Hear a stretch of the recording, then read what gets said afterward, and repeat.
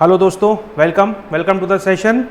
कैसे हैं आप सभी लोग? आई होप आपने इससे पहले के सारे लेक्चर्स देख लिए होंगे। कोई डाउट हो, कुछ भी हो तो आप पूछ सकते हैं बिना किसी झिझक के। दोस्तों, आज का जो अपना सेशन है ये towards freedom and the partition of India means after civil disobedience movement, और वी कैन से दैट कि after government of India act जैसे ही पास होता है और सिविल डिसोबीडियंस मूवमेंट जो है ख़त्म हो जाता है, एंड हो जाता है, तब उसके बाद इंडियन एरिना में क्या पॉलिटिकल स्ट्रगल रहता है और किस तरीके से फिर जब वर्ल्ड कांग्रेस की मिनिस्ट्रीज़ बनती हैं आफ्टर द इलेक्शन ऑफ 1937, और फिर किस तरीके से वर्ल्ड वॉर 2 शुरू होती है। वर्ल्ड वॉर 2 शुरू होने के बाद कांग्रेस मिनिस्ट्रीज रिज़ाइन करती हैं, फिर लिनलिथ गो का स्टेटमेंट, फिर August offer, that is the Linlithgow's offer, government offer करती है, कैसे रिजेक्शन होता है, फिर 2 nation theory Mohammad Ali Jinnah propound करते हैं, फिर क्रिप्स मिशन आता है, क्रिप्स मिशन के बाद क्विट इंडियन मूवमेंट के बाद INA trials, Indian national army का फॉर्मेशन, एंड फिर उसके बाद जो भी इवेंट्स हैं like Wavell plan, interim government, फिर माउंट बेटन का आना, Balkan plan, and then the freedom of India. किस तरीके से कम्युनल रिवॉर्ड्स के बाद में हम लोग फ्रीडम ऑफ इंडिया ऑब्टेन करते हैं, पार्टीशन ऑफ इंडिया होता है। ठीक है, ये चीज़ तो ये आज के लेसन में हम सारी चीज़ें पढ़ने वाले हैं। ठीक है, मेजर पार्ट है। ठीक है, ये चीज़ इसके अंदर हम लोग ये पूरा सेक्शन कंप्लीट करेंगे। ठीक दोस्तों, तो स्टार्ट करते हैं towards freedom and the partition of India. भाई दोस्तों, लास्ट वाले सेशन में मैंने आप लोगों को बताया था कि किस तरीके से सिविल डिसोबीडियंस मूवमेंट एंड होता है और इंडियन सीन में एक डिबेट स्टार्ट हो जाती है कि अब हमारी फ्यूचर की स्ट्रैटेजी क्या होगी जैसे ही सिविल डिसोबीडियंस मूवमेंट खत्म होता है। यहाँ पर 2 स्टेजेस हैं। ठीक है, पहला स्टेज जस्ट सिविल डिसोबीडियंस खत्म होते ही 1934-35 में जैसे ही सिविल डिसोबीडियंस मूवमेंट जो है खत्म हुआ, जब जैसी मूवमेंट को कॉल्ड ऑफ कर दिया गया 1934 में कि अब हम आगे क्या करेंगे, अब हम क्या करेंगे। ठीक है, तो 1934 में सबसे पहले मैं आपको चीज बता देता हूं कि 1934 में इलेक्शंस ड्यू हैं, इलेक्शंस ड्यू हैं as per government of India act 1919। भैया ये लास्ट इलेक्शन है जो 1919 गवर्नमेंट ऑफ इंडिया एक्ट 1919 के अकॉर्डिंगली होते हैं 1934 में। ठीक है, यस सर, लेकिन 1934 में तो गवर्नमेंट ऑफ इंडिया एक्ट 1935 आ चुका था, इम्प्लीमेंट हुआ 1935 में। हाँ भैया, बिल्कुल सही है, 1935 में वो इम्प्लीमेंट हुआ, 34 में आ चुका था, इम्प्लीमेंट 35 में हुआ, लेकिन 1 साल बिना गवर्नमेंट के तो नहीं रह सकते, तो इसीलिए ये इलेक्शन अनाउंस हो जाते हैं 1935 में, क्योंकि उस एक्ट के अकॉर्डिंगली 1937 में पहली बार इलेक्शन होने थे। ठीक है, तो भैया बिना गवर्नमेंट के तो नहीं रहा जा सकता, तो इसीलिए जो है यहाँ पर इलेक्शन अनाउंस हो जाते हैं। ठीक है, यहाँ पर इलेक्शन अनाउंस हो जाते हैं और कांग्रेस जो है वो डिसाइड करती है इन इलेक्शंस को कंटेस्ट करना। भाई काउंसिल एंट्री को बाइकआउट किया था in the civil disobedience movement, लेकिन फिर यहाँ पर डिसीजन लिया जाता है कि नहीं, हम जो है 1934 की जो इलेक्शन है इसमें कंटेस्ट करेंगे। सेकेंड स्टेज जो आती है, सेकेंड स्टेज जो है वो 1937 से शुरू होती है, जब government of India act 1935 implement हो जाता है, प्रोविंसेस में इलेक्शंस शुरू हो जाते हैं। तो ये 2 स्टेज हैं फ्यूचर स्ट्रैटेजी के ऊपर। यहाँ पर कांग्रेस के अंदर में डिबेट शुरू होती है। अब डिबेट कैसे शुरू होती है, डिबेट किस चीज़ पर शुरू होती है, तो भैया 3 पर्सपेक्टिव है फर्स्ट स्टेज में। पहला पर्सपेक्टिव क्या है कि भैया हम कंस्ट्रक्टिव वर्क जो गांधीयन लाइंस पर हैं, कंस्ट्रक्टिव वर्क के ऊपर हम लोग काम करेंगे।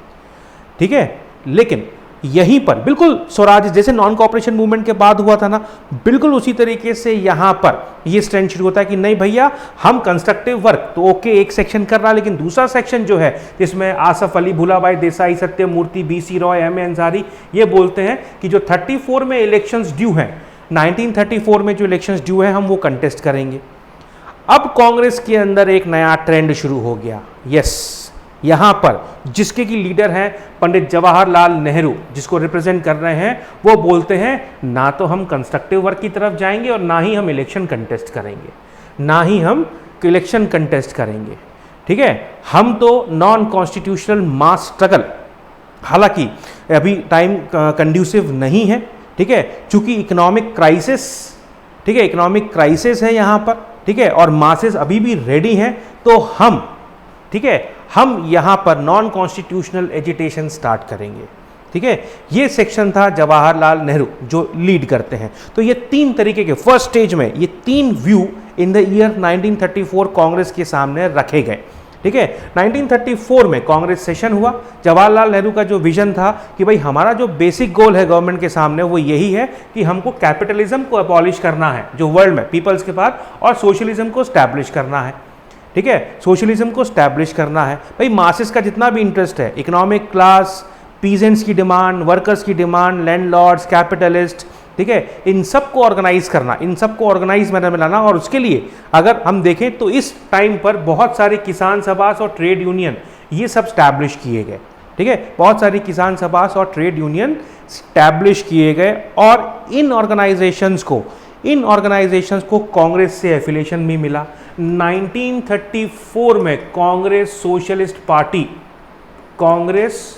Socialist party within the Congress ये स्टैब्लिश की गई बाई आचार्य नरेंद्र देव, अच्युत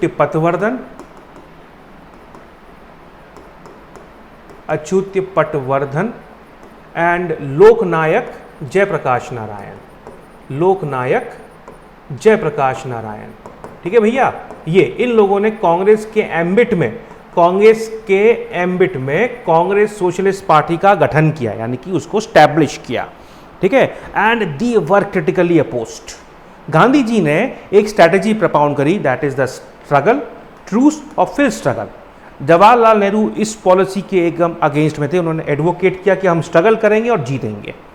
ठीक है, हम कोई ट्रूस नहीं करेंगे, स्ट्रगल करेंगे और जीतेंगे। हालांकि बाद में इस स्टैंड में भी चेंजेस आए। काउंसिल एंट्री का हुआ भैया, यहां पर जो सूरज जैसा स्प्लिट अगेन जो खड़ी हो गई थी समस्या, वो इसको अवॉइड किया गया। जो प्रोपोनेंट्स थे काउंसिल एंट्री के, गांधी जी ने उनको कंसिलिएट किया। ठीक है, उनकी बेसिक डिमांड थी कि भैया हमको परमिशन चाहिए लेजिस्लेचर में एंटर करने के लिए, पार्लियामेंट्री पॉलिटिक्स हमको ज्वाइन करनी है। ठीक है, तो गांधी जी ने यही कहा कि भाई जो कांग्रेसमैन जो सत्याग्रह की जो टेक्निक है उसको ऑफर नहीं कर सकते या कंस्ट्रक्टिव वर्क में अपने आप को नहीं लगा सकते, वो जा सकते हैं। वो लोग जो है अनऑक्यूपाइड हैं, वो लोग जा सकते हैं, काउंसिल्स में एंट्री ले सकते हैं, लेकिन कांग्रेस को मत छोड़ो। कांग्रेस में स्प्लिट नहीं होना चाहिए, क्योंकि अगर अब कांग्रेस में स्प्लिट हुआ तो जो मासेज हैं, ठीक है, जिनको हमने बड़ी मुश्किल के साथ एक किया है, कांग्रेस के एम्बिट में लेकर के आए हैं, उनका जो भरोसा है वो टूट जाएगा। ठीक है, ये चीज़, उनकी जितनी भी एनर्जीज हैं वो जा सकते हैं। ठीक है, कॉन्स्टिट्यूशनल एजिटेशन जितने भी करना चाहें वो वहां पर कर सकते हैं, लेकिन बस भैया काउंसिल एंट्री में जाके वो उसको बाइकआउट करें, या जो उनका वर्क है जो वो कांग्रेस के साथ जाके कर रहे हैं वो वैसा ही करें। ये नहीं कि वो काउंसिल का ही पार्ट बन के रह गए, ऐसा नहीं होना चाहिए ये चीज़। तो इस बेस पर उनको काउंसिल एंट्री की परमिशन मिल जाती है। 1934 में इलेक्शन कंटेस्ट करती है कांग्रेस और अच्छा खासा मेजॉरिटी मिलता है, या समथिंग अराउंड 40-42 सीट्स जो है कांग्रेस जीत जाती है पूरे इंडिया से सेंट्रल लेजिस्लेटिव असेंबली के अंदर। ठीक है, सेंट्रल लेजिस्लेटिव असेंबली के अंदर 1934 में ऑल इंडिया कांग्रेस कमेटी ये सेटअप होती है इलेक्शन कंटेस्ट करने के लिए कांग्रेस के इटसेल्फ में। गांधी जी जो है 1934 में रिजाइन कर देते हैं। गांधी जी जो है अक्टूबर 1934 में वो रिजाइन कर देते हैं, बोलते हैं कि ठीक है भैया अब जो है वो है। ठीक है, पटना वाली जो कॉन्फ्रेंस होती है यहाँ पर इलेक्शन मैनिफेस्टो ये तैयार किया जाता है, एक पार्लियामेंट्री बोर्ड बनाया जाता है यहाँ पर, और कांग्रेस को अच्छी खासी 45 सीट्स मिलती हैं आउट ऑफ 75 1934 के इलेक्शन में, जो कि नवंबर 1934 में कंटेस्ट किए जाते हैं। ठीक है, जो कंटेस्ट किए जाते हैं। ओके, ये चीज़ गॉट इट। अब सेकंड स्टेज शुरू होती है भैया। 1935 में गवर्नमेंट ऑफ इंडिया एक्ट ये आ गया। 1937 में इलेक्शन अनाउंस हो जाते हैं प्रोविंशियल असेंबलीज में as per the government of India act 1935, और फिर से डिबेट चालू कि भैया फ्यूचर की स्ट्रैटेजी क्या होगी, कांग्रेस को प्रोविंशियल इलेक्शन में पार्टिसिपेट करना चाहिए या नहीं चाहिए। क्योंकि जो एक्ट आया था कांग्रेस के साथ साथ बाकी और लोग भी अपोज थे, गवर्नमेंट ऑफ इंडिया एक्ट 1935 में, क्योंकि उनको डोमिनियन स्टेटस नहीं मिला था। हालांकि डायरकी प्रोविंसेस में अबॉलिश कर दी गई थी गवर्नमेंट ऑफ इंडिया एक्ट 1935 के अकॉर्डिंगली, ठीक है। बाइकैमरल लेजिस्लेचर ये स्टैब्लिश कर दिया गया था, डायरकी को सेंटर में स्टैब्लिश किया गया, ठीक है। ये चीज़ पूरी तरीके से देखा जाए तो प्रोविंशियल ऑटोनॉमी इंडिया के अंदर स्टैब्लिश की गई, यानी कि जितने भी प्रोविंसेस थे अब उनको ऑटोनोमस बना दिया गया, ठीक है। उनको ऑटोनोमस बना दिया गया। गवर्नर को जो भी डिसीजन लेने हैं वो उनकी काउंसिल के अकॉर्डिंगली ही वो लोग लेंगे। पॉपुलर मिनिस्टर्स रहेंगे जो कि रिस्पॉन्सिबल होंगे लेजिस्लेचर को, एक मायने में देखा जाए तो प्रॉपर मैनर में जो रिस्पॉन्सिबल गवर्नमेंट का जो कॉन्सेप्ट था वो प्रोविंसेस में स्टैब्लिश किया गया, ठीक है, सेंटर में स्टैब्लिश नहीं किया गया। लेकिन गवर्नर के पास वीटो पावर था, उसका डिस्क्रिशनरी पावर काफ़ी ज़्यादा वाइड था, ठीक है। कांग्रेस के अंदर भी पूरी तरीके से एग्रीमेंट यही था, फुल तरीके से वो लोग एग्री थे वेदर, ठीक है, that they should fight these election, जहां पर सबसे ज़्यादा पॉलिटिकल और इकोनॉमिक प्रोग्राम्स को हम हाईलाइट करेंगे। लेकिन इलेक्शंस कंटेस्ट करने के बाद क्या क्या करेंगे, कैसे कैसे करेंगे, अभी तक कुछ भी क्लियर नहीं था, ठीक है। और ये भी था कि भैया अगर कांग्रेस मेजोरिटी में आती है तो गवर्नमेंट बनाई जाएगी, कैसे बनाई जाएगी। बहुत सारे डिफरेंसेस, बहुत सारे आइडियोलॉजिकल डिवाइड्स थे यहाँ पर। इस एम्बिट में इलेक्शन कंटेस्ट करती है पंडित जवाहरलाल नेहरू, सुभाष चंद्र बोस और बाकी के जो सोशलिस्ट और कम्युनिस्ट हैं, ठीक है, वो ऑफिस एक्सेप्टेंस के अगेंस्ट में है। लेकिन वो आर्ग्यू करते हैं कि भैया अगर हम इस एक्ट को रिजेक्ट करेंगे, ठीक है, ये चीज़, तो भैया हमारे पास पावर नहीं आएगी। अगर हम इसको एक्सेप्ट भी करते हैं तो रिस्पॉन्सिबिलिटी मिल जाएगी विदाउट एनी पावर, ठीक है, ये चीज़।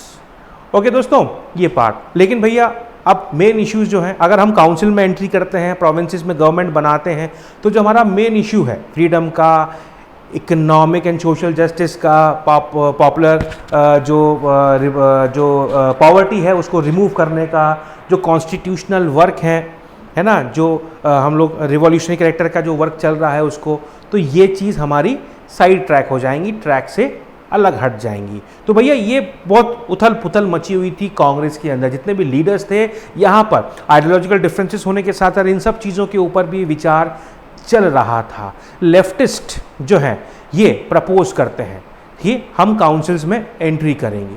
क्यों करेंगे? ताकि हम एक तरीके से डेडलॉक वहाँ पर क्रिएट कर सकें।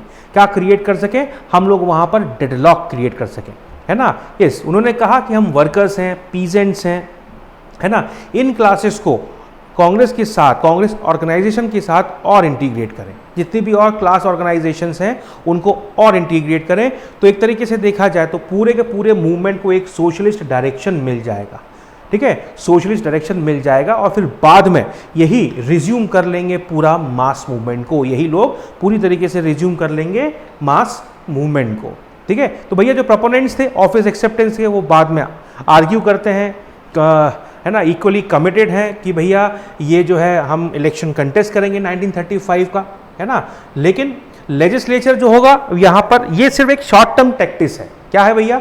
ये सिर्फ एक शॉर्ट टर्म टैक्टिस है, ठीक है। ये चीज़ क्यों है शॉर्ट टर्म टैक्टिस? क्योंकि अभी कोई मास मूवमेंट जो है ना, कोई भी मास मूवमेंट नहीं चल रहा है, ठीक है, ये चीज़। ओके, और एडमिनिस्ट्रेटिव फील्ड जो है हम इसे खुला नहीं छोड़ सकते, हम इसे बिल्कुल भी खाली नहीं छोड़ सकते। तो भैया लिमिटेड पावर्स ही सही, लेकिन कांग्रेस मिनिस्ट्रीज जो है वो एटलीस्ट प्रमोट करेंगी। क्या प्रमोट करेंगी? कंस्ट्रक्टिव वर्क को। भैया कांग्रेस वर्किंग कमेटी में सबसे पहली बार गांधी जी भी पहले अपोज करते हैं, लेकिन बोलते हैं कि ठीक है भैया बनाओ, मिनिस्ट्रीज बनाओ, है ना, कांग्रेस मिनिस्ट्रीज बनाओ। Lucknow session early 1936 and Faizpur session in the late 1937, जिनको कि पंडित जवाहरलाल नेहरू प्रेसाइड करते हैं। सोशलिस्ट आइडियाज़ के साथ में ये डिसाइड होता है कि कांग्रेस जो है इन इलेक्शंस को कंटेस्ट करेगी, ठीक है। और इलेक्शन के बाद देखेंगे कि हमको ऑफिस को एक्सेप्ट करना है कि नहीं करना है, ठीक है। वो इलेक्शन के बाद का सीन है। फरवरी 1937 में इलेक्शन होते हैं, 11 प्रोविंसेस में इलेक्शन कंटेस्ट किए जाते हैं। अब दोस्तों यहाँ पर देखिए 11 प्रोविंसेस यानी कि 11 states, Madras, central province, Bihar, Orissa united province, Bombay presidency या Bombay province, Assam north west frontier province, Bengal Punjab and Sindh. Bengal Punjab and Sindh, Sindh जो प्रोविंस है ये सिंध प्रोविंस बना किससे? 1935 के एक्ट से। बिहार से उड़ीसा अलग हो गया कब? 1935 में।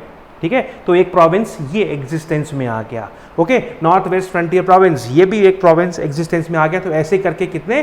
11 प्रोविंस हो गए, 11 प्रोविंस हो गए। और इस एक्ट का भैया अब तो मासेस भी बहुत अच्छे तरीके से पॉलिटिसाइज हो गई हैं, तो इस एक्ट से जो इलेक्शन हुए मासेस ने जी भर के इस इलेक्शन के अंदर पार्टिसिपेट किया, इस एक्ट के अंदर पार्टिसिपेट किया। कांग्रेस का मैनिफेस्टो जब रिलीज किया गया तो उसमें यही था कि भैया जितने भी प्रिजनर्स हैं, पॉलिटिकल प्रिजनर्स हैं, उनको रिलीज कर दिया जाएगा, है ना। यस, रेवेन्यू और जितने भी रूरल डेट्स हैं उन सबको डिक्रीज किया जाएगा, रेंट रेवेन्यू को डिक्रीज कर दिया जाएगा, है ना, एक्सेट्रा एक्सेट्रा एक्सेट्रा।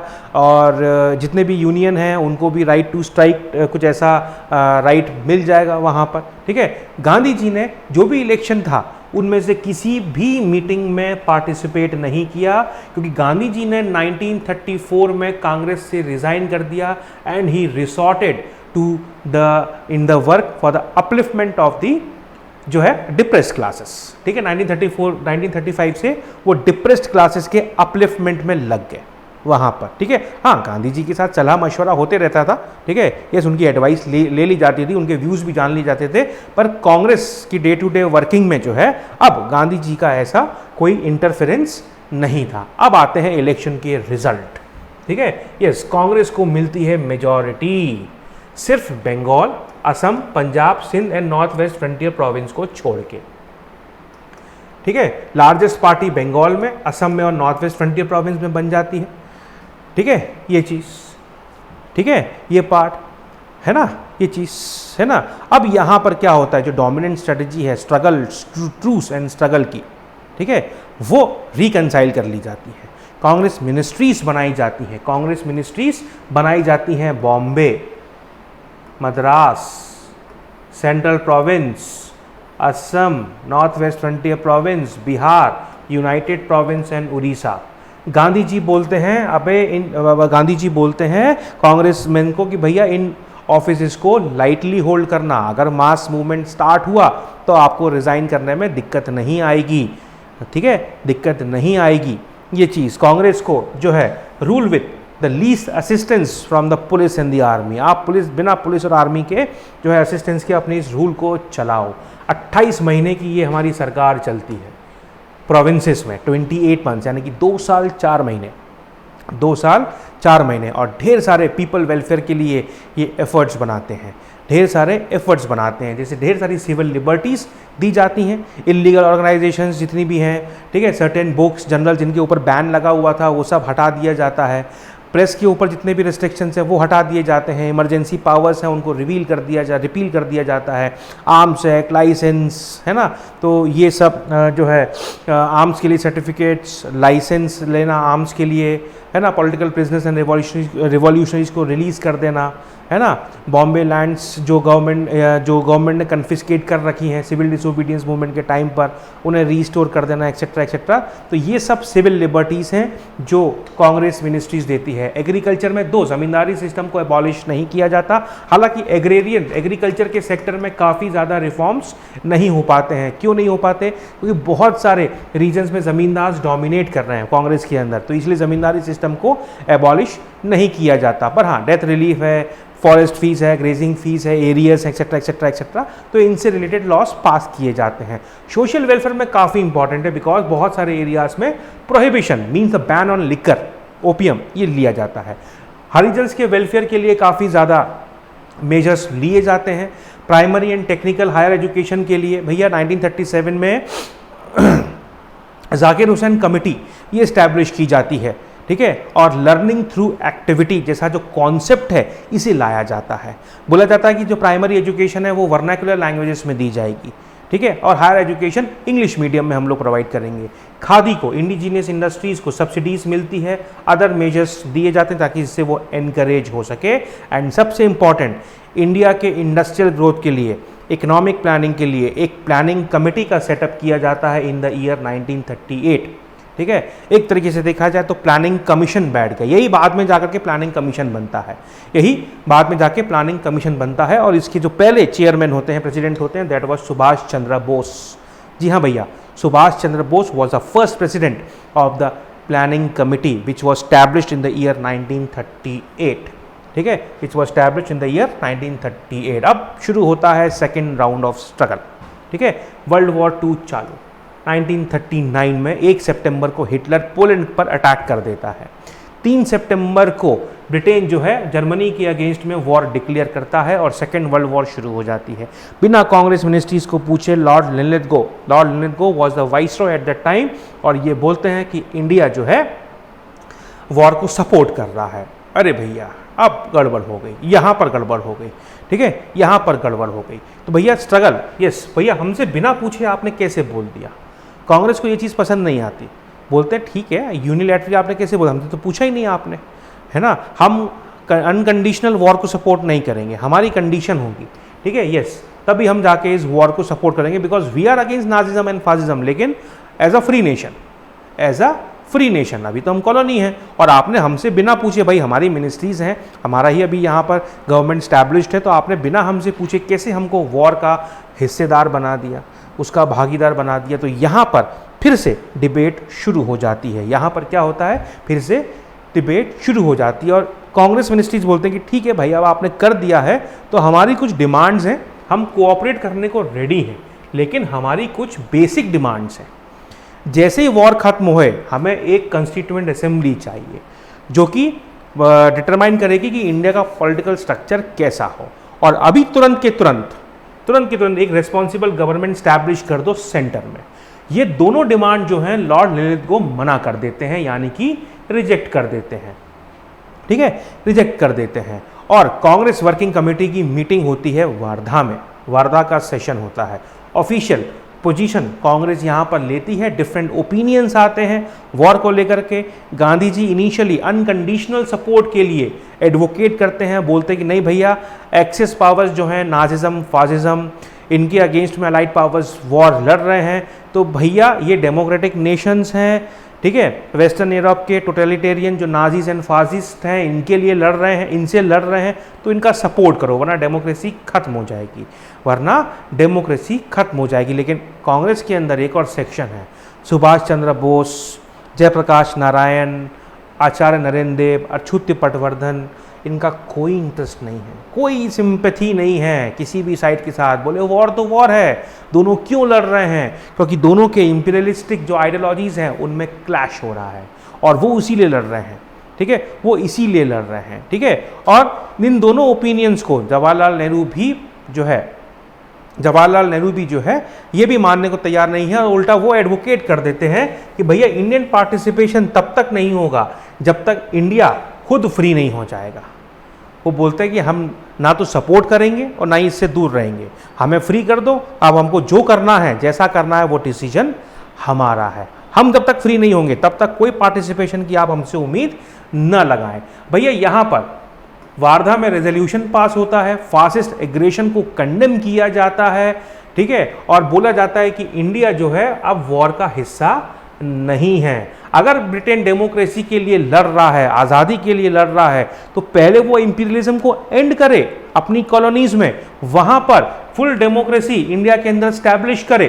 ठीक है, और अगर ऐसा कुछ नहीं है तो क्या मकसद है वॉर का, अपने एम को जल्द से जल्द पहले हमको बताएं, जल्द से जल्द पेक हमको बताएं। ठीक है, कांग्रेस मिनिस्ट्रीज जो थी वो वाइसरॉय एंड ब्रिटिश गवर्नमेंट को हर एक चांस देना चाहती थी पार्टिसिपेशन ऑब्टेन करने के लिए। भाई हमको कुछ कंसेशंस दो, हमारी कुछ कंडीशंस है, इन्हें मानो तो हम अनकंडीशनली फिर आपको वॉर में सपोर्ट कर देंगे। पर नहीं भैया, गवर्नमेंट का रिस्पॉन्स एकदम नेगेटिव था। 1939 में लॉर्ड लिनलिथगो जो कि वाइसरॉय हैं, ये क्या करते हैं, ये मुस्लिम लीग और प्रिंसेस को प्रॉप अप करना शुरू कर देते हैं अगेंस्ट द कांग्रेस।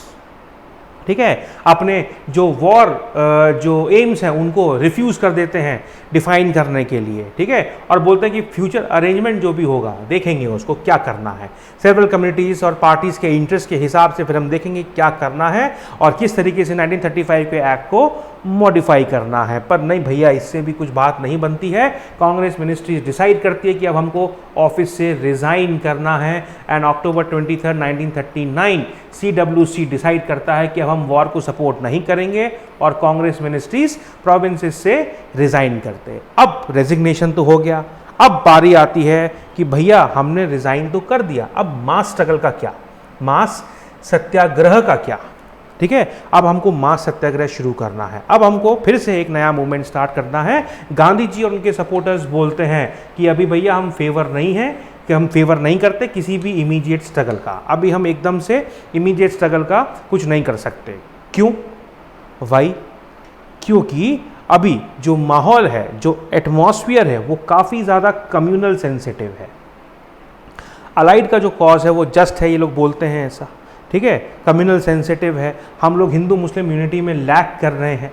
ठीक है, कम्युनल रियॉट्स हो सकते हैं। कांग्रेस का जो ऑर्गेनाइजेशन है वो अभी पूरी तरीके से हिला हुआ है, खत्म हो गया, एक तरीके से मासेस से कनेक्शन भी टूटे हुए हैं, है ना। और एटमॉस्फेयर कंड्यूसिव नहीं है किसी भी मास स्ट्रगल का, और मासेस भी रेडी नहीं है अभी तो मासेस भी रेडी नहीं है। वो स्ट्रगल पूरी तरीके से वायलेंट हो जाएगा।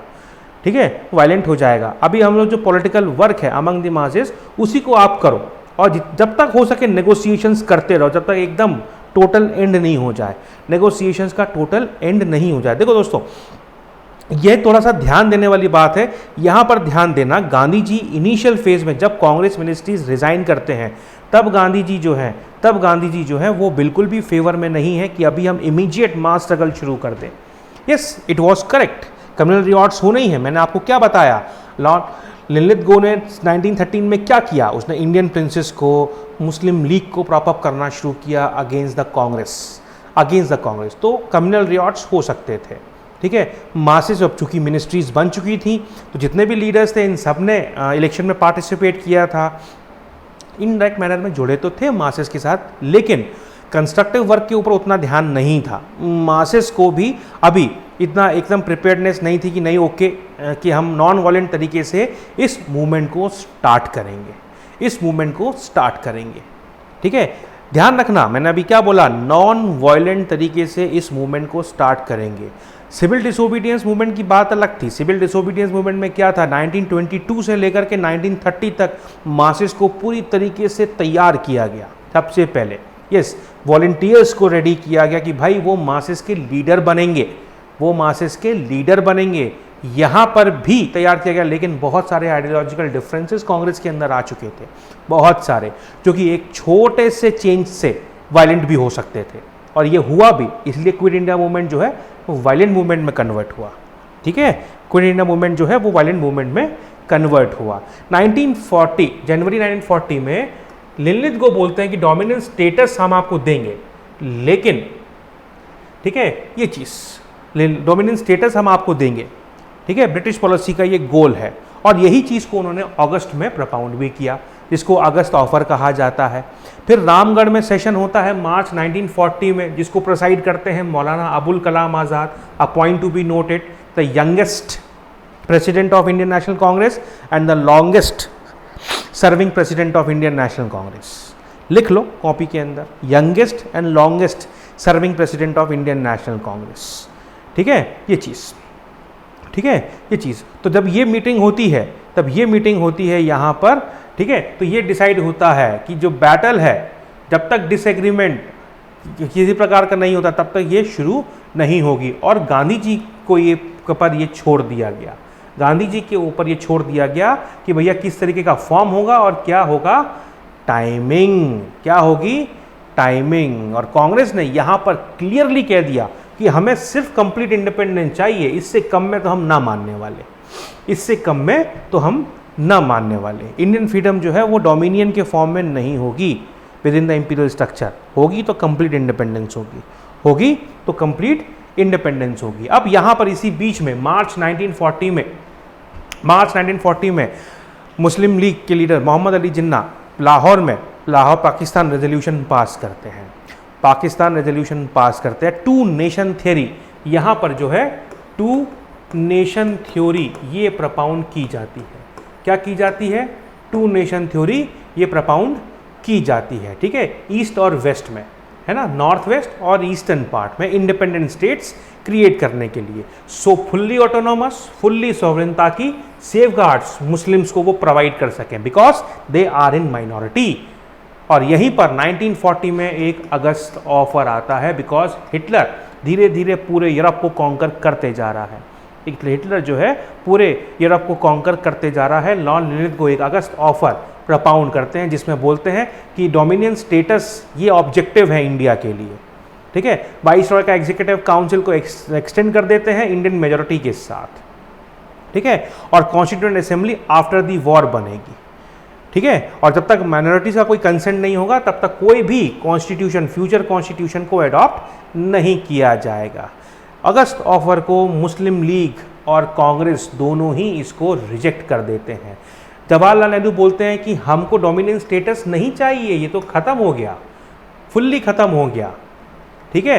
ये चीज़ फुल्ली ख़त्म हो गया। मुस्लिम लीग जो है वीटो को तो एश्योरेंस कर देती है लेकिन बोलते हैं कि नहीं भैया, पार्टीशन, हमको पार्टीशन चाहिए, यही ओनली सोल्यूशन है डेडलॉक को रिजॉल्व करने के लिए। टू नेशन थ्योरी जो प्रपाउंड करी है, आप इसका प्रॉमिस करो और ये डेडलॉक को जो है रिजॉल्व करो। अब भैया अगस्त ऑफर भी फ्लॉप कर जाता है, अगस्त ऑफर जो है फ्लॉप कर जाता है, ठीक है। इनहेरेंट जो राइट्स हैं इंडियंस के टू फ्रेम देयर कॉन्स्टिट्यूशन, ये पहली बार जो है रिकॉग्नाइज कर लेती है कंस्टिट्यूएंट असेंबली बनाने के लिए, ये चीज़ है ना। और खुल के पहली बार खुल के अगस्त ऑफर में डोमिनियन स्टेटस को गिव देने की बात कही जाती है, खुल के पहली बार। अभी तक गवर्नमेंट ने नहीं कहा कि हम डोमिनियन स्टेटस बनाने वाले हैं।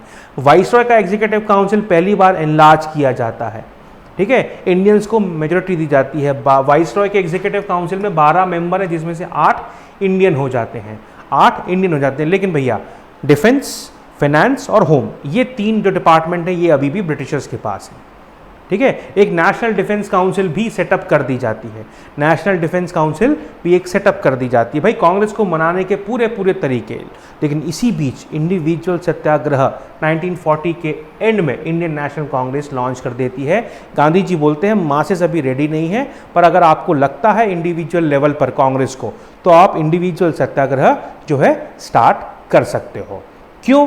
क्योंकि ढेर सारे ऑर्डिनेंसेस आ गए, ढेर सारे ऑर्डिनेंसेस आ गए जिसमें freedom of speech, freedom of press, है ना, फ्रीडम टू फॉर्म ऑर्गेनाइजेशन, इनको कर्ब कर दिया गया, इनको कर्ब कर दिया गया। तब गांधी जी बोलते हैं कि भाई एवरी लोकेलिटी में इंडिविजुअल लेवल जो है, सेलेक्टेड इंडिविजुअल जो है वो इंडिविजुअल सत्याग्रह स्टार्ट कर सकते हैं। लॉन्च किया था कि भैया जो भी नेशनलिज्म का जो रेस्पॉन्स है, भैया हमारा जो रेस्पॉन्स, जो नेशनलिस्ट रेस्पॉन्स है, या जो अभी हम शांत बैठे हैं, ये हमारी कमज़ोरी नहीं है, सिर्फ ये बताना हमारी वीकनेस नहीं है, ठीक है, पर हाँ हमारा पेशेंस है। हम देखना चाहते हैं कि आप कितना कर रहे हो, ठीक है। और पीपल्स की ये कि हम वॉर में भी इंटरेस्टेड नहीं है, भाई लड़ आप लोग रहे हो, भुगत हम लोग रहे ना बाबा ना, ये चीज़। और आपके लिए मौका है कि हमारी डिमांड्स आप पीसफुली मान लो, हमारी डिमांड्स आप पीसफुली मान लो, ठीक है। और जो हमारी सिविल लिबर्टीज़ को आपने जो कर्ब किया है ना, उसे रीस्टोर कर दो, उसे रीस्टोर कर दो। और गांधी जी ने ये भी कहा कि अगर गवर्नमेंट रिटेलिएट नहीं करती है, हमारे सत्याग्रहीस को अगर वो अरेस्ट नहीं करती है, तो ये जो मूवमेंट है इंडिविजुअल सत्याग्रह, इसका बेस बढ़ा दिया जाए। सब लोग विलेजेस से और टाउन से इकट्ठा होकर के दिल्ली पहुँचें, दिल्ली मार्च करें और इसको मूवमेंट का नाम दे दें दिल्ली चलो मूवमेंट। सब लोग दिल्ली जाके बैठ जाओ, सब लोग दिल्ली जाके पहुँच जाओ वाइसरॉय के पास, ठीक है ना। और अपनी डिमांड्स उनसे बोलो कि नहीं भैया आप हमको मानो, हमारी डिमांड्स, हमको फटाफट से फ्रीडम प्रोवाइड करो, हमको फटाफट से फ्रीडम प्रोवाइड करो, ये सारी चीज़ें आप हमको यहाँ पर दो, ठीक है। तो अब क्या हुआ, क्या हुआ, जर्मनी ने रशिया पर अटैक कर दिया, ठीक है। रशिया वॉर के अंदर आ गया 1941 में, ठीक है। वहीं पर जापान ने अटैक किया पर्ल हार्बर पर, ठीक है। तो जापान ने रंगून को भी ऑक्यूपाई कर लिया 1942 में। और पूरी तरीके से देखा जाए तो साउथ ईस्ट एशिया अब ब्रिटेन के ऊपर काफ़ी ज़्यादा प्रेशर है। Yes, Theodore Roosevelt, president Chiang Kai Shek of China, ठीक है, ये प्रेसिडेंट चर्चिल के, प्राइम मिनिस्टर चर्चिल के ऊपर काफ़ी ज़्यादा प्रेशर बनाते हैं, काफ़ी ज़्यादा प्रेशर बनाते हैं कि इंडियंस को किसी भी तरीके से मनाओ बॉस, इनका जो है पार्टिसिपेशन वॉर में बहुत ज़रूरी है, इनका पार्टिसिपेशन, खुल के पार्टिसिपेट करना वॉर में बहुत ज़रूरी है, ठीक है। ये चीज़, इनका सपोर्ट चाहिए हमको, कैसे भी करो, कुछ भी करो, जाओ। तो यहाँ पर सर स्टैफोर्ड क्रिप्स को इंडिया भेजा जाता है। विंस्टन चर्चिल ये डिसाइड करते हैं कि रशिया में जो हमको फ़ायदा मिला, ठीक है, रशिया में जो हमको फ़ायदा मिला, जो क्रिप्स ने हमको सोवियत यूनियन, जब वो ब्रिटिश एम्बेसडर थे वहाँ पर, जब हमको सोवियत यूनियन का हमको साथ मिला, हमारा दोस्त बना दिया, तो भैया उनको भेजा जाए इंडिया में कांग्रेस के साथ नेगोशिएट करने के लिए, कांग्रेस के साथ नेगोशिएट करने के लिए। लेकिन बॉस चर्चिल खुद ही नहीं चाहते थे कि ऐसा कुछ हो, इंडियन प्रॉब्लम को जो है क्रिप्स सॉल्व करें। हालांकि इंटरनेशनल प्रेशर के कारण ब्रिटिश कैबिनेट को ये एक मिशन अनाउंस करना पड़ा। मार्च 11, 1942 में सर स्टैफोर्ड क्रिप्स की चेयरमैनशिप में ये जो मिशन था, क्रिप्स मिशन, ये इंडिया में आया। क्या था भैया कि जो भी अर्लीस्ट पॉसिबिलिटी हो रियलाइजेशन की सेल्फ गवर्नमेंट की इंडिया के अंदर, वो हमारी ब्रिटिश पॉलिसी है और इसी के ऊपर डिस्कशन करने के लिए मिस्टर क्रिप्स इंडिया में आ रहे हैं। जो प्रपोजल था वो ये था कि एक इंडियन यूनियन बनाया जाएगा विद अ डोमिनेंस स्टेटस, ठीक है, विद अ डोमिनेंस स्टेटस, ठीक है, और वो फ्री होगा कि वो कॉमनवेल्थ के साथ कैसे अपना रिलेशन रखना चाहता है, यूएन या इंटरनेशनल बॉडीज में पार्टिसिपेट करना है कि नहीं करना है, ये चीज़, ठीक है। जैसे ही वॉर खत्म होगी एक कॉन्स्टिट्यूएंट असेंबली बनाई जाएगी, ठीक है, जो कि एक नया कॉन्स्टिट्यूशन बनाई जाएगी, ठीक है। प्रोविंशियल असेंबलीज जो हैं वो इस कॉन्स्टिट्यूएंट असेंबली के मेंबर्स को इलेक्ट करेंगे through proportional representation and partly nominated by the princess, ठीक है। ब्रिटिश गवर्नमेंट जो है नया कॉन्स्टिट्यूशन एक्सेप्ट करेगी अगर दो कंडीशन पर, अगर कोई प्रोविंस यूनियन को ज्वाइन नहीं करना चाहता तो वो अपना कॉन्स्टिट्यूशन सेपरेट बना सकता है, एक अपना सेपरेट यूनियन वो बना सकता है, ठीक है। और कोई भी न्यू कॉन्स्टिट्यूशन बॉडी होगी ब्रिटिश गवर्नमेंट की, वो नेगोशिएट करेगी ट्रीटी को कि कैसे ट्रांसफ़र ऑफ पावर किए जाएं, रेशियल और रिलीजियस माइनॉरिटीज़ के इंटरेस्ट को भी सेफ गार्ड किया जाए, ठीक है। जब तक इंडिया का जो डिफेंस है वो ब्रिटिश के ही हाथों में रहेगा, गवर्नर जनरल के पास ही पूरी की पूरी पावर रहेंगी, ठीक है। हालांकि ये प्रपोजल पुराने प्रपोजल से बहुत अलग था और एक लीप फॉरवर्ड भी था। क्यों? क्योंकि यहाँ पर पहली बार एक कंक्रीट प्लान कंस्टिट्यूएंट असेंबली के लिए प्रोवाइड कर दिया गया, ठीक है, प्रोवाइड कर दिया गया। कॉन्स्टिट्यूशन बनाने की जो जिम्मेदारी थी वो अब पूरी तरीके से मेनली इंडियन हैंड्स में आ गई, सोलली, पूरी तरीके से, मेनली नहीं, सोलली पूरे उनके हाथों में आ गई, ठीक है। ये चीज़ सेपरेट कॉन्स्टिट्यूशन, ठीक है, ये चीज़ था। इंडिया के पार्टीशन के लिए भी एक ब्लूप्रिंट कुछ इस तरीके का दिया हुआ था, और कॉमनवेल्थ के साथ भी हमको विड्रॉ करना है या रहना है उसका पार्ट, और एडमिनिस्ट्रेशन में लार्जर पार्ट इंटरिम गवर्नमेंट का। लेकिन क्रिप्स मिशन हो गया फेल। क्यों? क्योंकि क्रिप्स मिशन हो गया फेल क्योंकि जो डिमांड्स थी, जो वेरियस पार्टीज एंड ग्रुप्स का जो प्रपोजल था, ऑब्जेक्शंस जो थे, कांग्रेस ने ऑब्जेक्ट किया कि हमको जो है डोमिनियन स्टेटस, ठीक है, जो ये वर्ड है वहाँ पर कंप्लीट इंडिपेंडेंस की जगह हमको कंप्लीट इंडिपेंडेंस चाहिए, हमको डोमिनियन स्टेटस नहीं चाहिए। यहाँ पर ये वर्ड लिखा है ना, डोमिनियन स्टेटस, ये जो वर्ड लिखा है डोमिनियन स्टेटस, हमको डोमिनियन स्टेटस नहीं चाहिए, हमको पूरा इंडियन यूनियन चाहिए विथ कंप्लीट इंडिपेंडेंस। क्या भैया? विथ कंप्लीट इंडिपेंडेंस, ठीक है, ये हमको चाहिए यहाँ पर, ठीक है। तो ये कांग्रेस का ऑब्जेक्शन था सबसे पहले।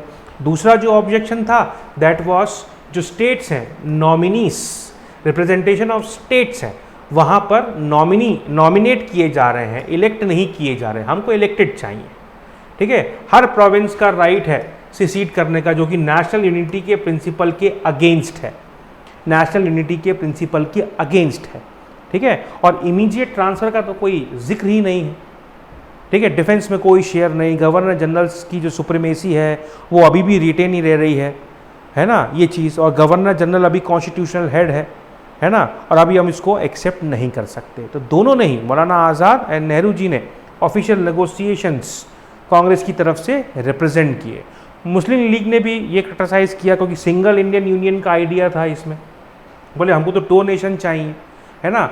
कॉन्स्टिट्यूएंट असेंबली को क्रिएट करने, मशीनरी को क्रिएट करने का जो प्रोसीजर था वो भी नहीं, किस तरीके से सेशन होगा प्रोविंसेस का वो भी वो रेडी नहीं थे, है ना, ये चीज़। क्रिएशन ऑफ पाकिस्तान के प्रपोजल पे तो अभी तक कुछ था ही नहीं, कुछ ऐसा लिखा ही नहीं था। तो इसीलिए सारे ग्रुप्स ने, लगभग सारे ग्रुप्स ने इस क्रिप्स मिशन को जो है रिजेक्ट किया, उसे उस क्रिप्स मिशन को रिजेक्ट किया, उसे अपोज किया।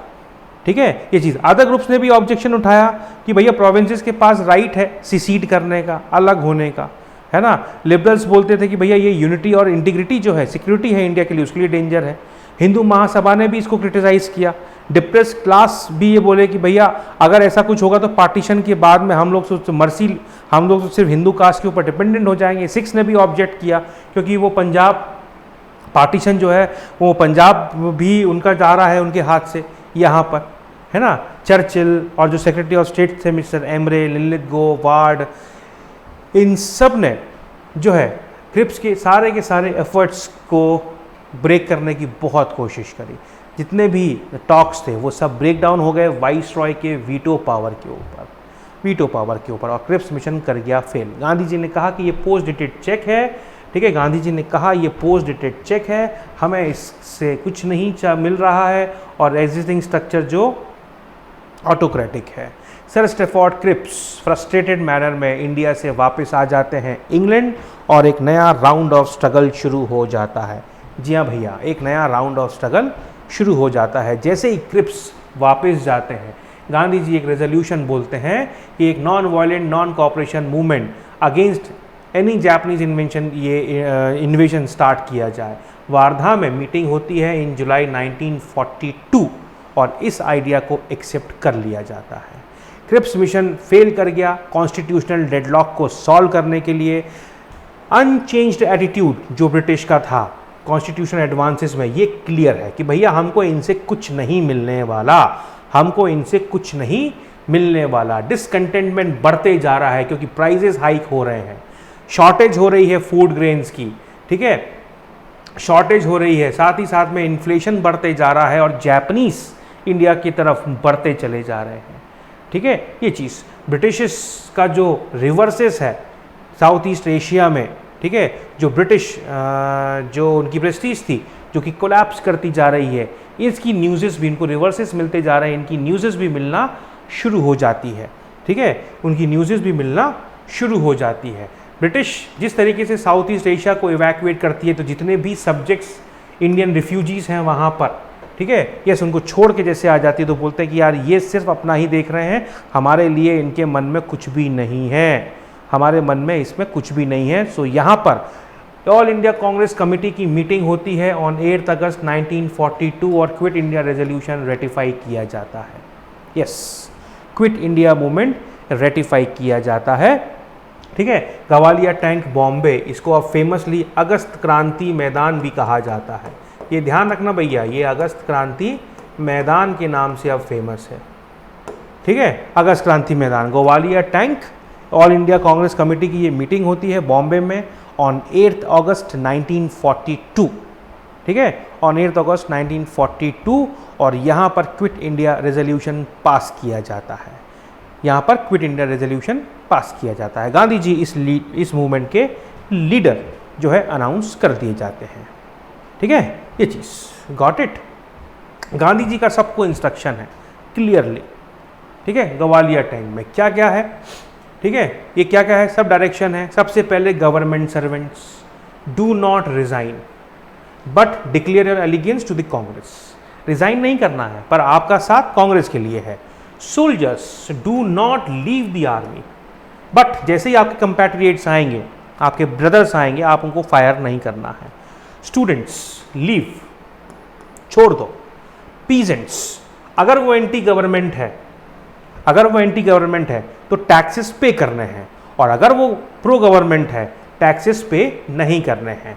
प्रिंसेस को अगर मासेस का सपोर्ट है, ठीक है, तो उनकी सोवरेनिटी ले लो, ठीक है, अगर नहीं है तो रिवोल्ट अगेंस्ट देम ऑल्सो। यानी कि पहली बार कोई मूवमेंट प्रिंसली स्टेट्स में भी गया, ठीक है, यानी कि जो रूलर है अगर सपोर्ट करता है, जो रूलर है अगर वो एंटी गवर्नमेंट है, तो भैया वहाँ पर कोई भी कैओस नहीं होना चाहिए। और अगर वो प्रो गवर्नमेंट है तो भैया आप इंडियन नेशन का पार्ट हो, रिवोल्ट कर दो। ठीक ठीक है। तो ये गांधी जी के इंस्ट्रक्शंस थे डिफरेंट सेक्शंस को, और गांधी जी ने यहीं पर एक मंत्र दिया, do or die, do or die, we shall not live to see the perpetuity of our slavery, we shall not live to see the perpetuation of our slavery. ये मंत्र है जो मैं आपको दे रहा हूं, ठीक है। डू और डाई यानी कि करो या मरो। अब ये मूवमेंट स्प्रेड होना शुरू होता है। भैया गवर्नमेंट जो है वो पहले से ही तैयारी में बैठी हुई है, ठीक है, कि अगर कोई मूवमेंट शुरू होता है तो हम स्ट्राइक ऑफ करेंगे, हम स्ट्राइक ऑफ करेंगे, ठीक है। जैसे ये मूवमेंट शुरू हुआ, जैसे ये रेजोल्यूशन पास होता है, जितने भी कांग्रेस के इंपॉर्टेंट लीडर्स हैं उन सबको अरेस्ट कर लिया जाता है, कांग्रेस को बैन कर दिया जाता है, गांधी जी को आगा खान पैलेस पुणे में बंद करके रख दिया जाता है। अब जैसे ये अरेस्ट हुआ, जितने भी कांग्रेस के जो लीडर्स हैं ये सब अरेस्ट हो गए हैं 9 अगस्त 1942, और जो मासेस हैं वो अब हो गई लीडरलेस। यस, उनके अंदर एनर्जी तो है, लेकिन अब उस एनर्जी को जो है एक प्रॉपर चैनल के थ्रू डिसेमिनेट करने वाला कोई नहीं है, कोई नहीं है। नेशनल हेराल्ड, हरिजन जैसे जो न्यूज़पेपर्स हैं इन सबको बैन कर दिया जाता है, बंद बुक्स उन सबको बैन कर दिया जाता है, ठीक है। इनका पब्लिकेशन को सीज कर दिया जाता है। जो भी शॉर्ट न्यूज़ शीट्स हैं इलीगल, तो सब लिखी गई यहाँ पर, वो सब डिस्ट्रीब्यूट करते हैं और स्ट्राइक करते हैं in the schools and colleges. National flags को फोर्सिबली होइस्ट किया जाता है, यानी कि एक तरीके से ये पूरा मूवमेंट वायलेंट में कन्वर्ट हो गया। Railway tracks, telephone lines, telegraph lines, इन सब को तोड़ दिया जाता है, अपरूटेड कर दिया जाता है, डिस्टर्ब कर दिया जाता है, ठीक है। अंग्रेज भाग गया जैसे जो स्लोगन्स हैं ये सब प्रमाउंट कर दिए जाते हैं इन बिहार स्पेशली और ईस्टर्न यूपी के अंदर, है ना। अंग्रेज भाग गया, अंग्रेज भाग गया, और फिजिकली यूरोपियंस को अटैक करना शुरू कर देते हैं, यानी कि अब मूवमेंट पूरी तरीके से वायलेंट हो गया, मूवमेंट पूरी तरीके से वायलेंट हो गया। मार्शल लॉ जो है वो प्रोक्लेम नहीं किया जाता, ठीक है, लेकिन रिप्रेशन अपने चरम सीमा पर है। लाठीचार्ज, मास फ्लॉगिंग, विलेजेस में rebellion, military was called upon in the various cities.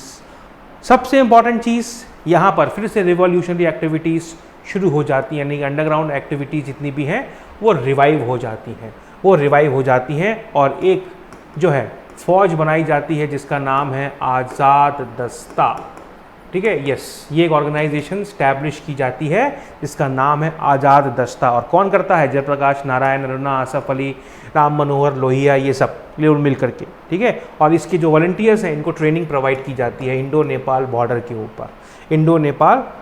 के ऊपर, ठीक है। गांधी आश्रम, जो गांधी जी के आश्रम के लोग हैं और रिवॉल्यूशनरी जो एक्टिविटीज़ हैं ये सब खुल के एक्टिवली पार्टिसिपेट करते हैं। एक सीक्रेट रेडियो शुरू कर दिया जाता है ना, एक सीक्रेट रेडियो शुरू कर दिया जाता है जिसे उषा मेहता रन करती हैं। उषा मेहता ये रन करती हैं इस सीक्रेट रेडियो को फ्रॉम द बॉम्बे रीजन, ठीक है, बॉम्बे रीजन। जितनी भी अंडरग्राउंड एक्टिविटीज़ हैं ये सब प्रोमिनेंट लीडर्स हैं, लाइक जयप्रकाश नारायणन, अरुणा आसफ अली, उषा शर्मा, बीजू पटनायक, राम मनोहर लोहिया, सुचेता कृपलानी, आर.बी. गोयनका, अच्युत पटवर्धन, छोटू भाई पुराणिक, ये सब इम्पॉर्टेंट लीडर्स हैं। ये सब सेकेंड लाइन के लीडर्स हैं, क्योंकि फ्रंट लाइन के जितने भी लीडर्स हैं वो सब जेल में हैं। इस मूवमेंट का सबसे प्रोमिनेंट पार्ट है पैरेलल गवर्नमेंट। सबसे पैरेलल गवर्नमेंट्स डिफरेंट कंट्री के पार्ट्स में स्टैब्लिश हो जाती है, जिसमें सबसे पहले है बलिया, जहां पर चीतू पांडे जो है ईस्टर्न यूपी में अगस्त 1942 में एक अपनी खुद की पैरेलल गवर्नमेंट स्टैब्लिश करते हैं।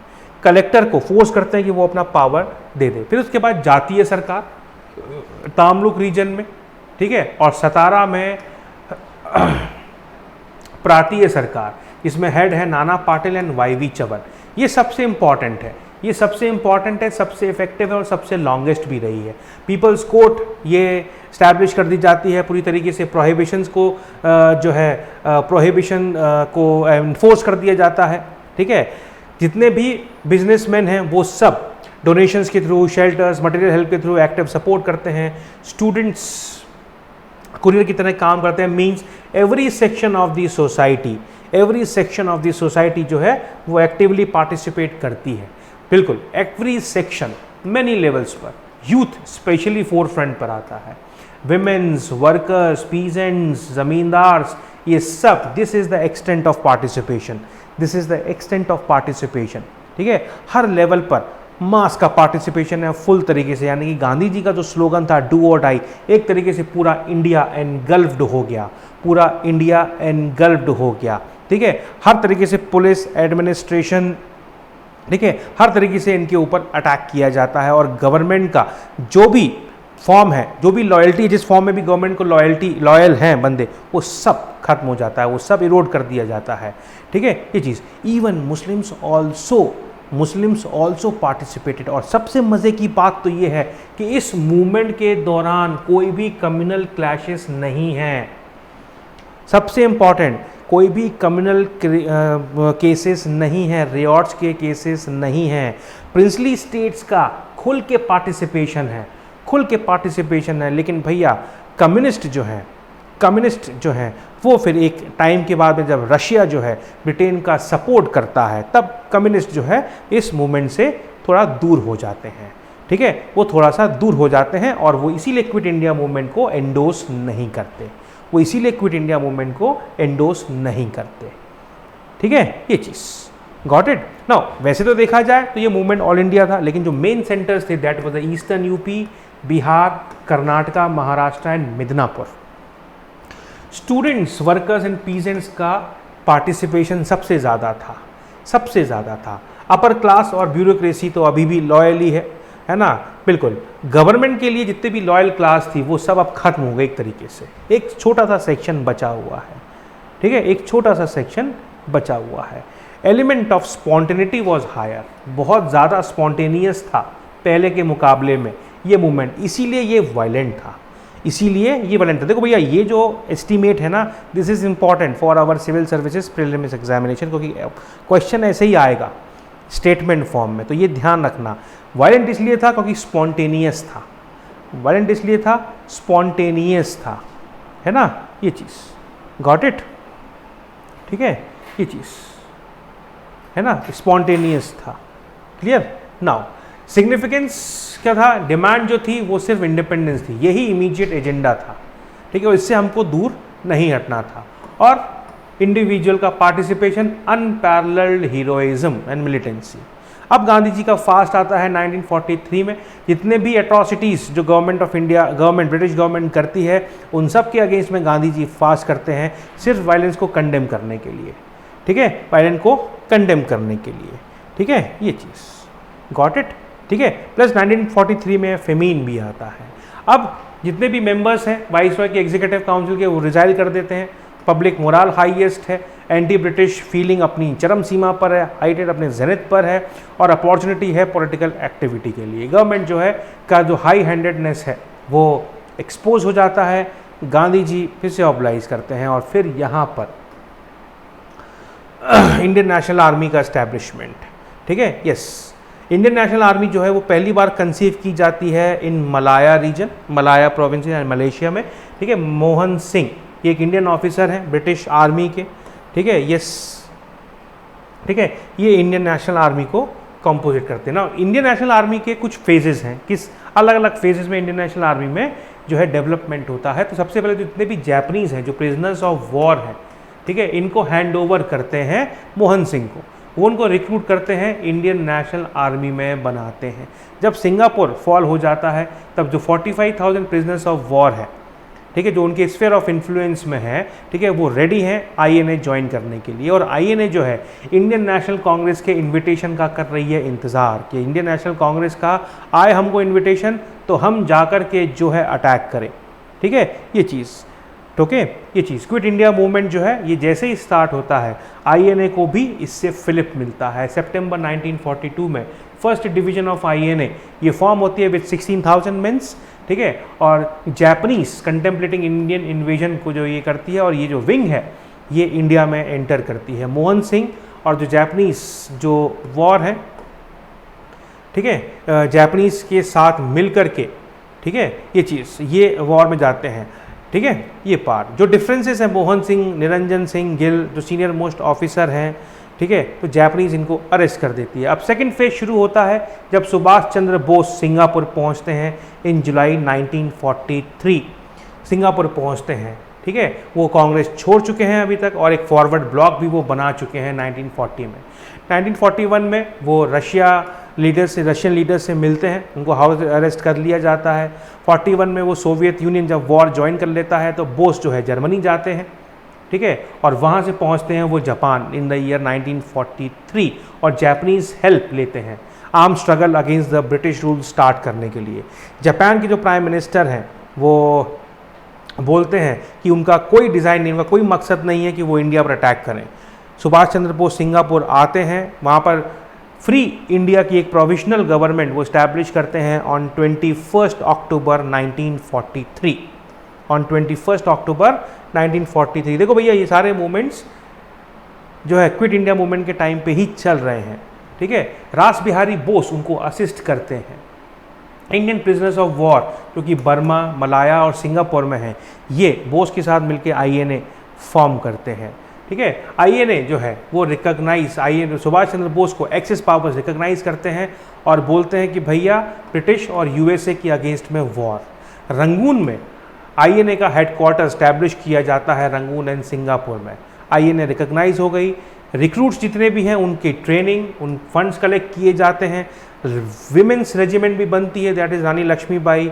और 1944 में सुभाष जो है गांधी जी की ब्लेसिंग्स के साथ the last war of independence ये वेज करते हैं।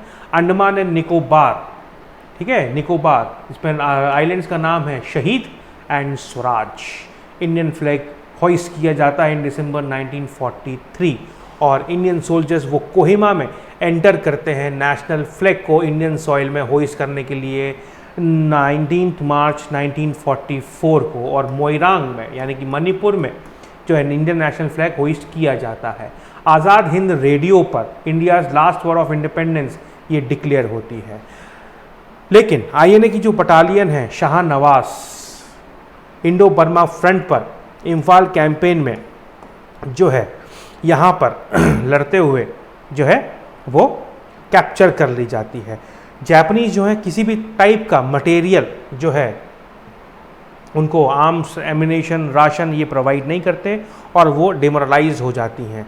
जापानीज रिट्रीट करना शुरू कर देते हैं फ्रॉम मिड 1944 टू मिड 1945 और फिर उसके बाद सारे होप्स एंड और साउथ ईस्ट एशिया में ब्रिटिशर्स को सरेंडर करना पड़ता है आईएनए को, ठीक है। जितने भी ब्रिटिश फोर्सेस हैं अगेन बर्मा को ऑक्यूपाई कर लेती हैं, जितने भी आईएनए सोल्जर्स हैं उन्हें कैप्चर कर लिया जाता है, ठीक है। और बोस ऐसा मानते हैं कि 23 अगस्त को 1945 में एक एयर क्रैश में थाईलैंड के पास उनकी डेथ हो जाती है, ऐसा माना जाता है। हालांकि क्या सच है क्या झूठ है राम जाने, ठीक है ये चीज़। अब आईएनए का इशू है भैया, मासेस का काफ़ी प्रेशर है भैया। आईएनए जितने भी प्रिजनर्स ऑफ वॉर हैं उनके अगेंस्ट में जो है ट्रायल शुरू होता है। इसको पॉपुलरली दिल्ली ट्रायल्स कहा जाता है क्योंकि ये दिल्ली में ट्रायल्स कंडक्ट किए जाते हैं, दिल्ली ट्रायल्स और द आईएनए ट्रायल्स, ठीक है। यहाँ पर जो ये मासेस का प्रेशर है इसे कहा जाता है कि अभी हम एक वॉल्केनो के एज पर बैठे हैं, ठीक है, एक एज पर बैठे हैं। गवर्नमेंट डिसाइड करती है पब्लिक ट्रायल्स के लिए, मना करने के बाद भी जितने भी आईएनए प्रिजनर्स हैं, ठीक है ये चीज़। जिसमें से प्रेम कुमार सहगल, ये नाम ध्यान रखिएगा भैया, प्रेम कुमार सहगल, शाहनवाज खान, गुरबख्श सिंह ढिल्लन, इनका रेड फोर्ट ट्रायल होता है। रेड फोर्ट में इनका ट्रायल किया जाता है दिल्ली के, ठीक है। यहाँ पर पब्लिकली ये ट्रायल होल्ड की जाती है और इनको डिफेंड करने के लिए पहुँचते हैं, इनको डिफेंड करने के लिए पहुँचते हैं भुलाभाई देसाई, तेज बहादुर सप्रू, कैलाश नाथ कटजू, जवाहरलाल नेहरू एंड अरुणा आसफ अली। ये जो है डिफेंड करने के लिए पहुंचते हैं। यस, ये है डिफेंस लॉयर, ठीक है, ये है डिफेंस लॉयर। सितंबर 1945 में एक रेजोल्यूशन बॉम्बे में पास किया जाता है आईएनए कॉज को और आईएनए प्रिजनर्स को दिल्ली में डिफेंड करने के लिए। एक इंक्वायरी बनाई जाती है, मनी, फूड और ये एम्प्लॉयमेंट को भी इफेक्ट किया जाता है, फंड कलेक्शन को भी रिकॉग्नाइज कांग्रेस करती है, ठीक है। बस फिर उसके बाद में इनको लाइफ टाइम इम्प्रिजनमेंट दे दिया जाता है। फेमीन आफ्टर दी वॉर ये इंडिया के अंदर आता है, ठीक है। यस, ढाका रीजन में फरीदपुर, तिपेरा एंड नावखली में काफ़ी ज़्यादा कम्युनल रियॉट्स हो जाते हैं। कॉजेज़ क्या है कि भैया आर्मी को काफ़ी ज़्यादा फूड ग्रेन्स की ज़रूरत है, बर्मा से इंपोर्ट आना बंद हो गया है और मिसमैनेजमेंट, ये फेमीन है। अब जो हमारा मूवमेंट है वो एंड हो जाता है, ठीक है। क्विट इंडिया मूवमेंट जो एंड हो जाता है और एक नया राउंड ऑफ स्ट्रगल जो है ये शुरू हो जाता है। मूवमेंट एंड होने के बाद एक नया राउंड ऑफ स्ट्रगल शुरू हो जाता है। यहाँ पर राजगोपालाचारी, सी राजगोपालाचारी जो है एक अपना फॉर्मूला प्रोवाइड करते हैं जिसमें कांग्रेस और लीग का कोऑपरेशन 1944 में सीख किया जाता है। भैया एक तरीके से देखा जाए तो ये टैक्टिक एक्सेप्टेंस होती है कि लीग की डिमांड जो है पाकिस्तान की जो है मान ली जाए। गांधी जी इस फॉर्मूला को सपोर्ट करते हैं। वो बोलते हैं कि league Congress demand for independence को एंडोर्स करे, कांग्रेस को कोऑपरेट करे गवर्नमेंट बनाने के लिए, ताकि वॉर के एंड के बाद में जो मुस्लिम मेजोरिटी एरियाज़ हैं, ठीक है, वहाँ पर प्लेबिसाइड के थ्रू हम लोग डिसाइड कर सकें कि हमको एक सेपरेट स्टेट बनानी है कि नहीं बनानी है। पहले अपनी बात मनवा लो, उसके बाद में देखेंगे ये चीज़, है ना। तो ये पार्ट अगर एक्सेप्टेंस हो जाता है पार्टीशन का, तब फिर एक एग्रीमेंट बनाया जाएगा कि किस तरीके से जॉइंट कमिटीज़ बनाई जाएंगी, जॉइंटली हम लोग कैसे एक दूसरे का डिफेंस, कॉमर्स, कम्युनिकेशन को देखें, ये पार्ट। लेकिन ये टर्म्स तभी ऑपरेटिव होंगी जब इंग्लैंड पूरी तरीके से पावर ट्रांसफ़र कर देगा इंडिया को, यानी कि हम पूरी तरीके से फ्री हो जाएंगे और मुस्लिम लीग हमारा साथ दे, हमारे को कोऑपरेट करे। मुस्लिम लीग इसको डिमांड को डिनाई कर देता है।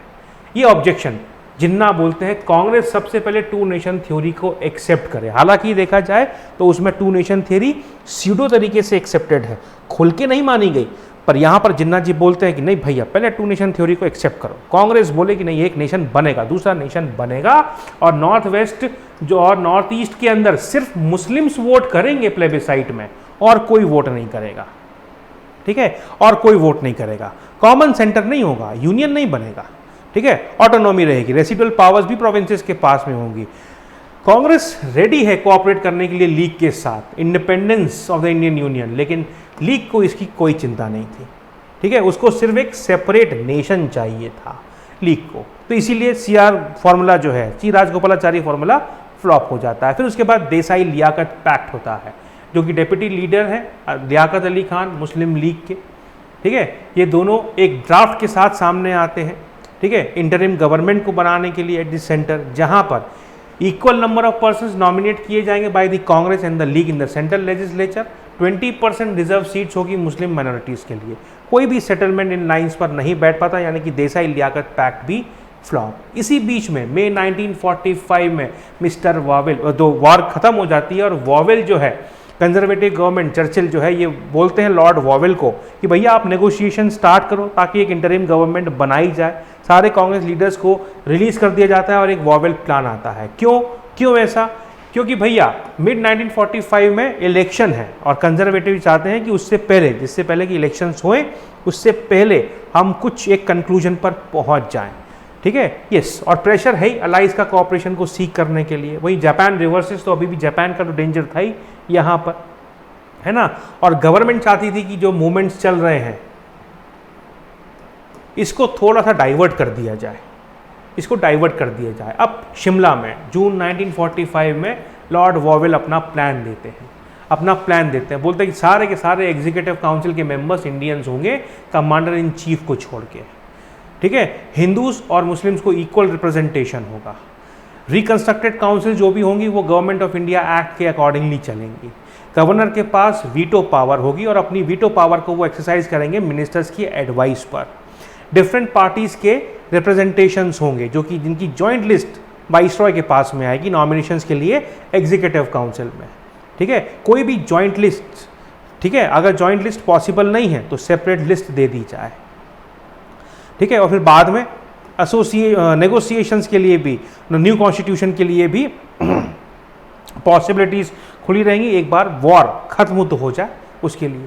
लीग बोलते थे कि जितने भी मुस्लिम लीग के मेंबर्स हैं वो सब लीग के नॉमिनी हों, मुस्लिम मेंबर्स, ठीक है, वो सब लीग नॉमिनीज हों, ठीक है, क्योंकि उनको माइनॉरिटीज़ का खतरा था, depress class, six, Christians etcetera, ये सब सेम तरीके से बोल रहे थे। लेकिन कांग्रेस को ये चीज़ें ऑब्जेक्शन में आई, ठीक है।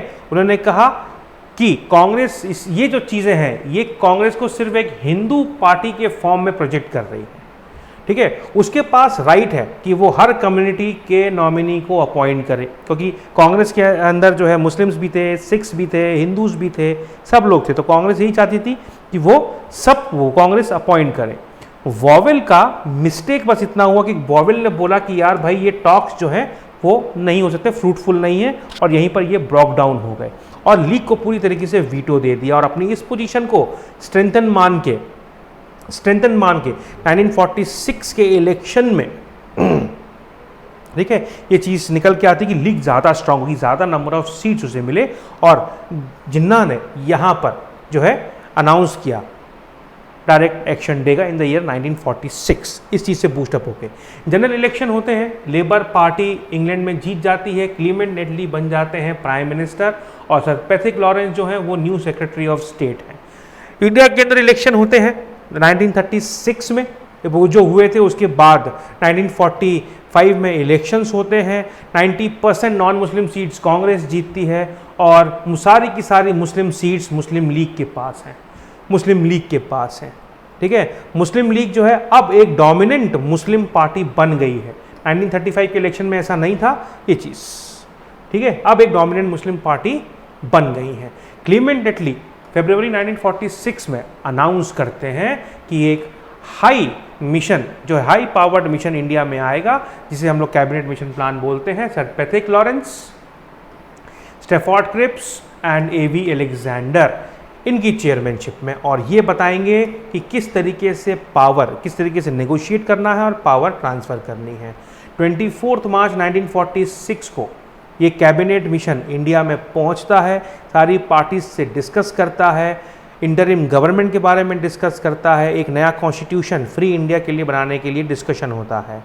कांग्रेस और लीग जो है वो किसी भी एग्रीमेंट के ऊपर नहीं पहुंच पाते और कॉन्स्टिट्यूशनल डेडलॉक आ जाता है। प्लान है क्या? प्लान था एक कॉमन सेंटर होगा जिसके अगेंस्ट में लीग थी, ठीक है, weak centre, limited powers at this centre, interim government to be the Indian, all members जो भी इंटरिम गवर्नमेंट के होंगे वो सारे के सारे इंडियन होंगे, ठीक है, और with the minimum interference of the viceroy. Constituent assembly बनाई जाएगी डेमोक्रेटिक प्रिंसिपल्स के ऊपर, जिसमें जनरल, मुस्लिम एंड सिख्स, बस ये ध्यान रखना भैया, जनरल, मुस्लिम्स एंड सिख्स इनका रिप्रेजेंटेशन होगा। 389 मेंबर्स की कॉन्स्टिट्यूएंट असेंबली होगी, जिसमें से नॉमिनेशन मेंबर्स भी होंगे, चाहे यूनियन हो, रेसिडेरी हो, वो एलोकेट किए जाएंगे प्रोविंसेस को, सब्जेक्ट्स एक्सेप्ट यूनियन एंड रेसिडेरी यानी कि यूनियन सब्जेक्ट्स यूनियन गवर्नमेंट के पास होंगे और रेसिडेरी पावर भी यूनियन के पास होगी, ठीक है, ये चीज़ गॉट इट। यहाँ पर जितने भी प्रिंसली स्टेट्स हैं उनके पास फ्री है, वो फ्री हैं, ठीक है, चाहे वो इंडिया को ज्वाइन करें या पाकिस्तान को ज्वाइन करें, लेकिन यहाँ पर 2 नेशन ड्रॉ बनाने का कोई भी कंसेप्ट कैबिनेट मिशन प्लान ने नहीं दिया था, ठीक है। जितने भी एग्जिस्टिंग प्रोविंसेस थे उनको 3 सेक्शंस में डिवाइड किया गया, section A, section B and section C. Section A में आए जितने भी हिंदू मेजोरिटी प्रोविंसेस हैं, सेक्शन बी में आए जितने भी मुस्लिम मेजोरिटी प्रोविंसेस हैं, और सेक्शन सी में बंगाल एंड पंजाब इनको रखा गया जो कि मुस्लिम मेजोरिटी प्रोविंसेस हैं, ठीक है। जिन ग्रुप्स को डिसाइड करना था कि प्रोविंसेस सेपरेट कॉन्स्टिट्यूशन बनाएंगे यूनियन का या होल कॉन्स्टिट्यूशन असेंबली ये बनाएंगे, फर्स्ट जनरल इलेक्शन के बाद में प्रोविंसेस फ्री है इस ग्रुपिंग से बाहर आने को, ठीक है, और रिकंसिडरेशन के लिए 10 साल का टाइम दिया गया था। मुस्लिम लीग ने 6 जून को और कांग्रेस ने 24 जून को इस लॉन्ग टर्म प्लान आउट को एक्सेप्ट किया। 1946 के इलेक्शन हुए प्रोविंशियल असेंबलीज के लिए, कॉन्स्टिट्यूएंट असेंबली कॉन्स्टिट्यूट की गई। 10 जुलाई 1946 को नेहरू ने बोला the constituent assembly as a sovereign and decide its own rule of procedures. 29 जुलाई 1946 को मुस्लिम लीग ने आइडिया रिजेक्ट किया, इस प्लान को, नेहरू के स्टेटमेंट को रिजेक्ट किया, और 16 अगस्त 1946 को डायरेक्ट एक्शन डे ये अनाउंस किया, यानी कि लड़के लेंगे पाकिस्तान, ये अनाउंस किया, ठीक है, डायरेक्ट एक्शन डे, ठीक है। हुसैन शहीद सुहरावर्दी ये प्राइम मिनिस्टर थे बंगाल के, इन्होंने डायरेक्ट एक्शन दे दिया। ख्वाजा निज़ामुद्दीन और बहुत ज़्यादा फियरी स्पीचेस दिए, कम्युनल रियॉट स्प्रेड हो गए। गरमुक्तेश्वर, कैलकाटा, बॉम्बे, नावखली, जिसमें नावखली वर्स्ट इफेक्टेड था, बिहार, ये सारे के सारे इफेक्टेड एरियाज थे। वॉवेल जो है now he was eager to, ठीक है, कितना ईगर था कि कांग्रेस जो है अब जो है इंटरिम गवर्नमेंट फॉर्म कर ले, भले ही चाहे लीग उससे बाहर रहे, ठीक है, क्योंकि मास एक्शन हो सकता था। कांग्रेस जो डोमिनेट कर रही है अगर इंटरिम गवर्नमेंट को रहेगी, नेहरू अगर as a prime minister sworn in करेंगे तो हो सकता है मास स्ट्रगल ना हो, और ऐसा ही हुआ। 2 सितंबर 1946 को गवर्नमेंट के हेड बने जवाहरलाल नेहरू, उन्होंने सॉन इन किया। मुस्लिम लीग ने इनिशियली बाइकआउट किया, लेकिन फिर बाद में जैसे तैसे वॉवेल मना करके ले आए मुस्लिम लीग के मेंबर्स को। तो 26 अक्टूबर 1946 में लीग ने भी ज्वाइन कर लिया, ठीक है। लेकिन लीग ने कहा कि नहीं भैया, हमारा जो डायरेक्ट एक्शन है हमको तो चाहिए, लड़के लेंगे पाकिस्तान वाला जो फिलॉसफी आया था 1946 में, 16 अगस्त 1946 में, हम इसे नहीं छोड़ने वाले, ठीक है। लेकिन फिर भी इसे ज्वाइन किया गया ना। मुस्लिम लीग ने ज्वाइन क्यों किया? मुस्लिम लीग ने ज्वाइन किया कि हर तरीके से इस इंटरिम गवर्नमेंट के वर्क को बाइकआउट करना, ठीक है। हर तरीके से इस मुस्लिम लीग ने ज्वाइन किया बाइकआउट करना। क्यों? क्योंकि जो मिनिस्टर्स थे उनमें अगर हम देखें, जैसे जो मिनिस्टर्स बने थे, Pandit Nehru, he was the vice president of the executive council because the president was the viceroy. External affairs, commonwealth relation, ये पंडित जी के हाथ में थे। Then home, information and broadcasting, Vallabh Bhai Patel. Defence was in the hands of Baldev Singh. Doctor John Mathai, industries, Rajagopalachari, education, C.H. Bhabha, work, mines and power, doctor Rajendra Prasad, food and agriculture, Jagjivan Ram, labour, Asaf Ali, railways. Now ये 9 minister जो थे वो कांग्रेस के थे। अब आता है फाइनेंस, लियाकत अली खान। भाई अगर आपको इन सब चीज़ों में कुछ डेवलपमेंट करने हैं तो फाइनेंस होगा ही होगा, तो जो भी बिल आएगा उसको फाइनेंस के तौर पर बाइकआउट कर देना। कॉमर्स, इब्राहिम उस्माइल चुंदरीकर, ये भी मुस्लिम लीग के थे। कम्युनिकेशंस, राव निश्तर मुस्लिम लीग के थे। हेल्थ, लॉ, ये सब मुस्लिम लीग के पास थे। और यहाँ पर बाइकआउट करना, यहाँ पर इन सब चीज़ों को बाइकआउट करना, अल्टीमेटली इंटरिम गवर्नमेंट फेल कर गई। क्लीमेंटली 1947 28 फरवरी को स्टेटमेंट देते हैं कि भैया हम 30 जून 1948 तक पावर को पूरी तरीके से ट्रांसफ़र कर देंगे, ठीक है। Some form of central government ये बन जाएगी। Constituent assembly was not fully representative, it would transfer the powers to the existing provincial government to some areas, ठीक है। अब ये जो स्टेटमेंट था यहाँ पर, ठीक है, थोड़ा सा मुस्लिम लीग के माइंड में टेंशन आ गई कि भैया ब्रिटिशर्स छोड़ के जा रहे हैं और एक सिविल वॉर जैसा कुछ हो जाएगा। नया वाइसरॉय अपॉइंट किया जाएगा जिनका नाम है लॉर्ड माउंटबेटन। वॉवेल को वापस बुला लिया गया, रिप्लेस कर दिया गया लॉर्ड माउंटबेटन में, and he will remain the last viceroy for India, है ना। ये क्लीमेंट एटली के स्टेटमेंट में था।